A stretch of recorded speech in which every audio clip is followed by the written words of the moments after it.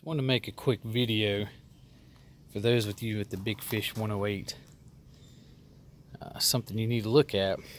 This is literally how tight these were. I could take and just turn them. They were loose. So be sure to check those.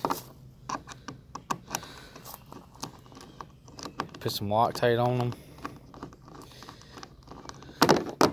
Definitely pull them off. Check underneath for any leaks. Use some silicone sealant on them. And put some Loctite on these screws. And the last thing you want to do is lose your keel protector. So, and like I said, they're just in those brass connectors right there.